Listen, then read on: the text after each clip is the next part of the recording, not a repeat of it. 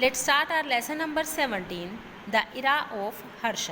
यहाँ हम राजा हर्षवर्धन के बारे में बात करेंगे। राजा हर्षवर्धन होते थे, उनके बारे में बात करेंगे बेटा। इरा, इरा मीन टू से बेटा यहाँ पर है जैसे आपका टाइम पीरियड, टाइम ड्यूरेशन, यानी कि जो राजा हर्ष थे, हर्षवर्धन थे, वो कितने टाइम ड्यूरेशन तक राजा रहे और क्या क्या उन्होंने अपने शासनकाल में किया, वो सभी चीज़ें हम इस लेसन में पढ़ेंगे। क्लियर? कितने समय काल तक उन्होंने सत्ता को संभाला।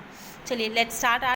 After the fall of the Gupta dynasty, यानी गुप्ता वंशवाद के खत्म होने के बाद, वंशजों के खत्म होने के बाद, जब राजा गुप्त जो थे, चंद्रगुप्त थे, उनके जब मृत्यु हो गई और उनके आगे बच्चे जो हैं, उनका पूरा परिवार जो है खत्म हो गया, उनके परिवार में से कोई गद्दी पर बैठने वाला नहीं रहा।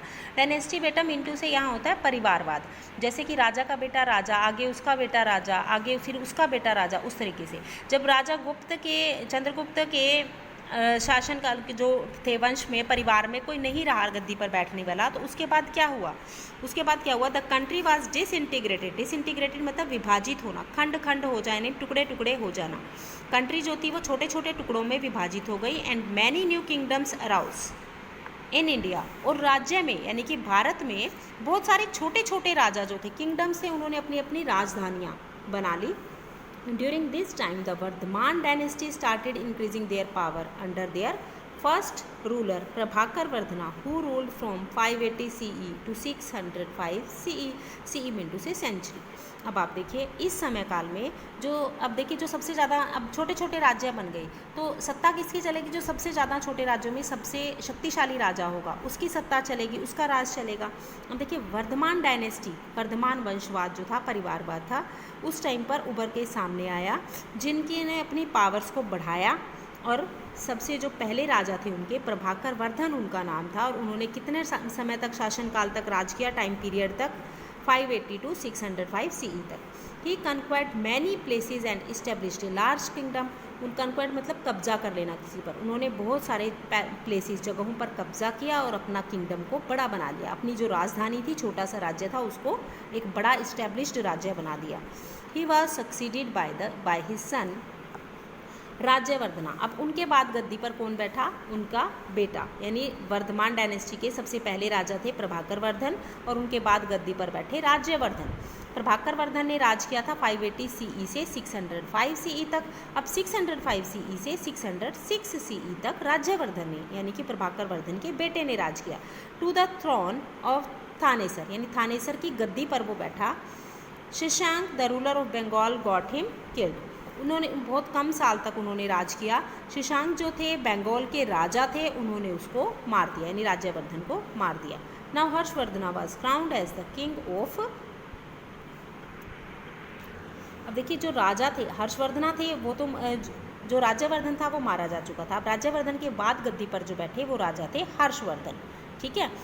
Crowned as the king of Sthanvishvara now Thanesar. Thanesar यानी कुरुक्षेत्र में है, हरियाणा में ये जगह आपके पास ही है, कुरुक्षेत्र थानेसर। उस जगह पर, यानी जिस जगह पर राज्यवर्धन गद्दी पर बैठा था, उसी की गद्दी किसको मिल गई? राजा हर्षवर्धन को मिल गई।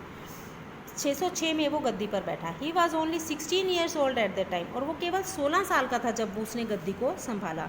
We know about this period mainly from 4 sources.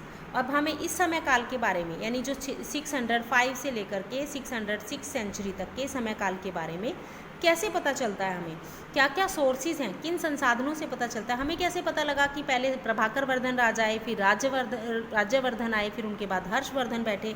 अब कुछ सोर्सेज थे, कुछ चीज़ें हमें मिली जिनके बेसिस पे हमने ये फाइंड आउट किया, जैसे कि contemporary inscriptions, coins and some rock edicts. सिक्कों पर राजाओं के नाम लिखे होते थे, या फिर रॉक एडिक्ट्स यानी पहाड़ों पर उनके नाम खुदे होते थे।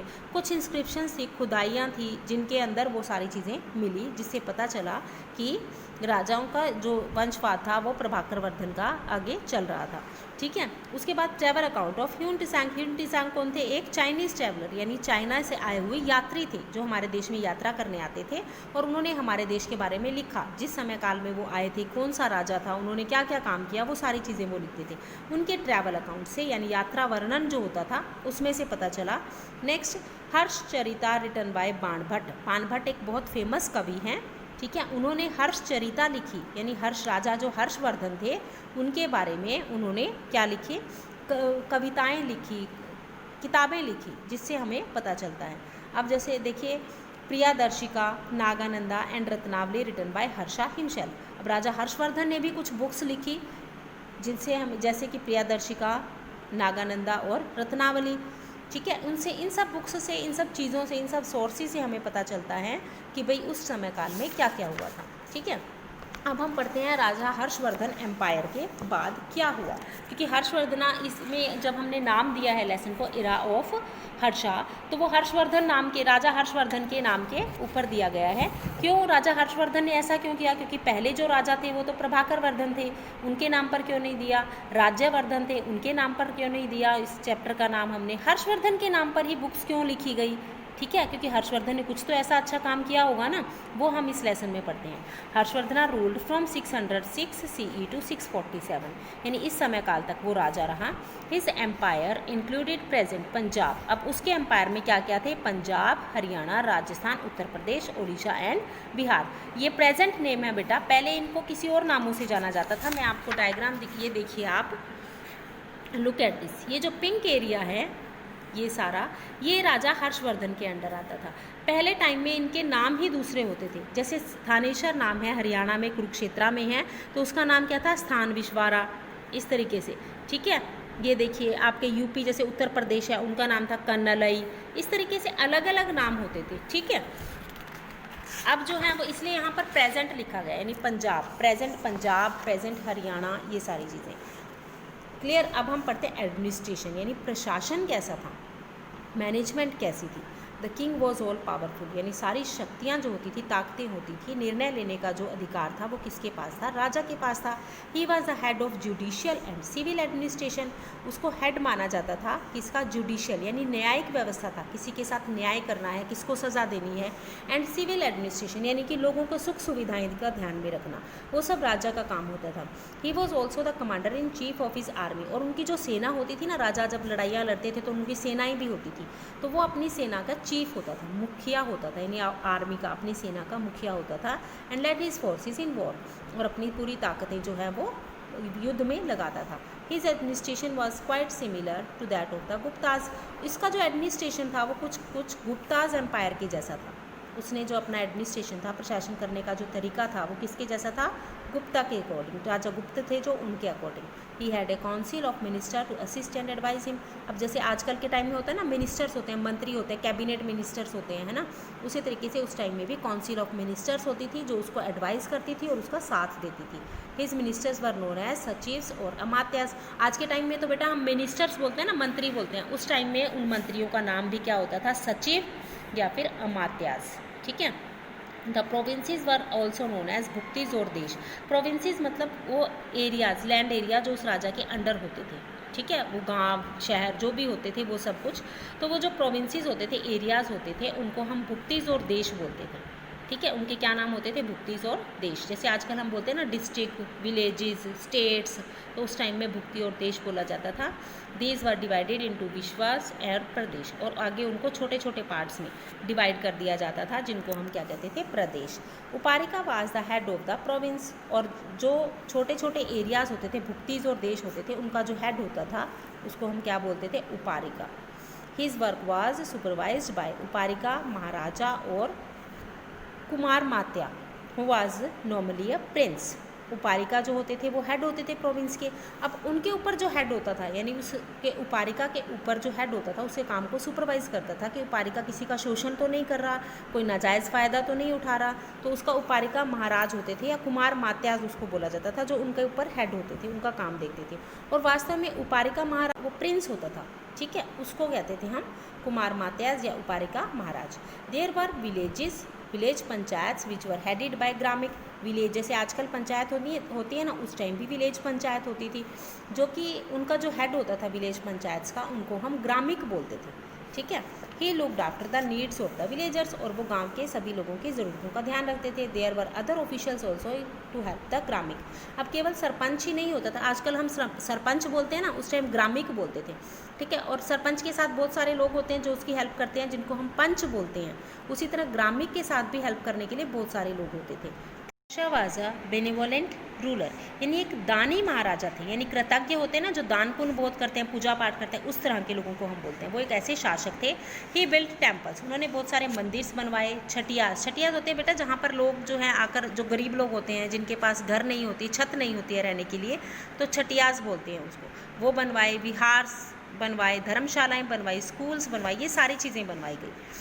Nalanda University was granted the income received from 200 villages for its development and maintenance। इस समय में ही नालंदा यूनिवर्सिटी, आगे हम इस टॉपिक में पढ़ेंगे नालंदा यूनिवर्सिटी के बारे में, नालंदा यूनिवर्सिटी को डोनेट किया जाता था, पैसा दिया जाता था। 200 गांव से होने वाली इनकम, 200 गांव, 200 विलेजेस से जितनी भी इनकम होती थी नालंदा यूनिवर्सिटी में दी जाती थी, ताकि उसके डेवलपमेंट हो सके और उसको मेंटेनेंस हो सके, रख रखाव के लिए। आगे हम पढ़ते हैं रिलीजन के बारे में, धर्म के बारे में।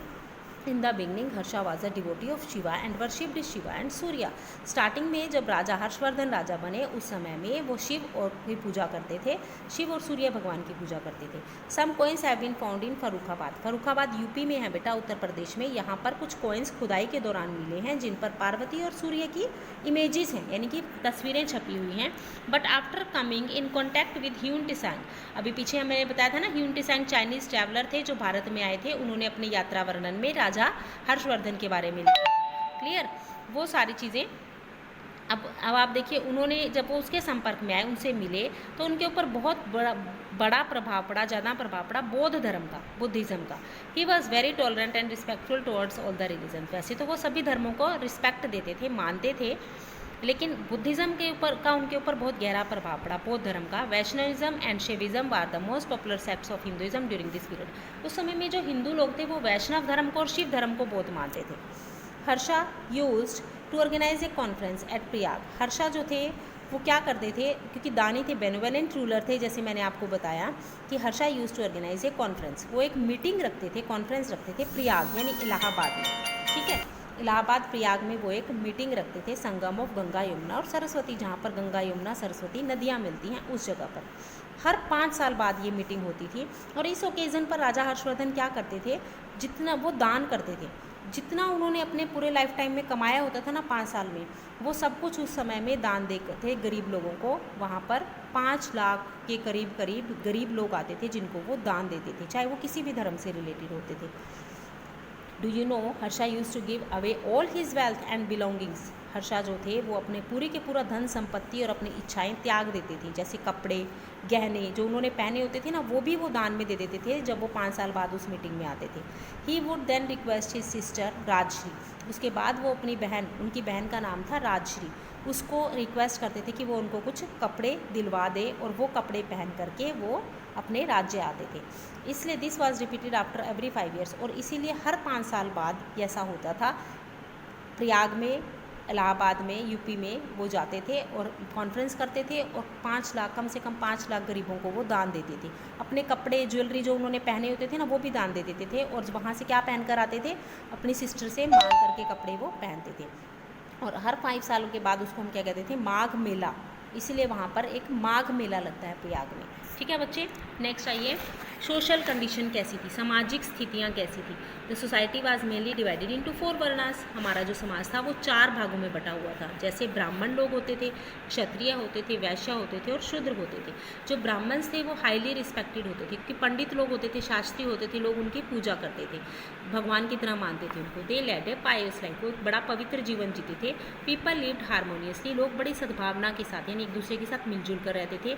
और जो शूद्राज होते थे, जो सबसे कम होते थे लोग, जो जिनको हम पिछड़ी जाति के लोग बोलते थे, did not had a good position in the society, लेकिन उनको समाज में कोई रिस्पेक्ट नहीं मिलती थी, उनके साथ बुरा व्यवहार किया जाता था। They had to live outside the towns, और उनको शहर के बाहर रहने के लिए जगह दी जाती थी, शहर में उनको अपने साथ लोग नहीं रखते थे। ठीक है, नेक्स्ट आता है इकोनॉमिक कंडीशन कैसी थी। इकोनॉमिक का मीनिंग बच्चे यहाँ पर है आर्थिक, यानी कि पैसे, आर्थिक मिनटू से पैसे से संबंधित स्थितियाँ कैसी थी। The economy was well developed and people were prosperous and happy, जो अर्थव्यवस्था थी वो अच्छी थी, लोग जो थे वो भाग्यशाली थे, खुश थे। Trade was flourishing and Kapisa was the centre of international trade, व्यापार बहुत होता था उस समय में, और कपिशा जो था वो इंटरनेशनल ट्रेड था, यानी अंतर्राष्ट्रीय व्यापार का केंद्र था। ठीक है, अंतर्राष्ट्रीय व्यापार यानी दूसरे देशों के साथ व्यापार भी इस समय में होता था। Tamralipti was a famous port for foreign trade, जैसे एयरपोर्ट और रेलवे स्टेशन के नाम होते हैं ना, उस टाइम में एक बंदरगाह, पोर्ट मतलब बंदरगाह यानी जहाँ पर जहाज रुकते हैं, शिप्स रुकते हैं, सी पोर्ट जिसको हम बोलते हैं।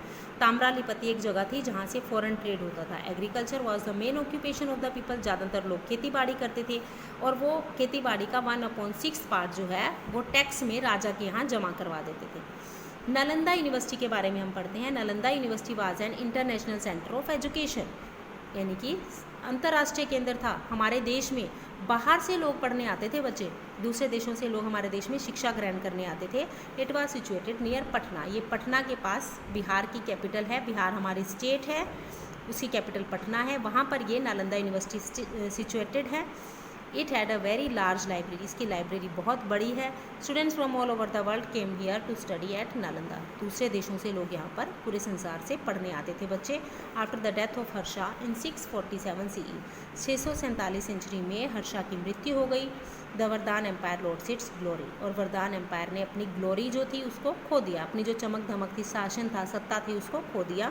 There was a quick emergence of many small independent kingdoms, उसके बाद फिर वही हुआ जो गुप्ता एम्पायर के बाद हुआ था, फिर से राज्य जो है वो छोटे छोटे राज्यों में बंट गया, सभी छोटी छोटी किंगडम्स बन गई। इन द साउथ, अब यहाँ पे क्या हुआ, साउथ में कौन लोग आकर के बैठ गए, चालुक्य और पल्लव जो है थे, और उस टाइम में साउथ में चालुक्य और पल्लवों का राज हो गया। और चालुक्य यानी चोल वंश और पल्लव वंश के जो लोग थे उन्होंने, वो ज़्यादा शक्तिशाली थे और उन्होंने सारे राज्य पर कब्जा कर लिया। ठीक है, okay students, so this was our lesson number 17, the era of Harsha. Hope you better understand this lesson. Okay students, take care, goodbye.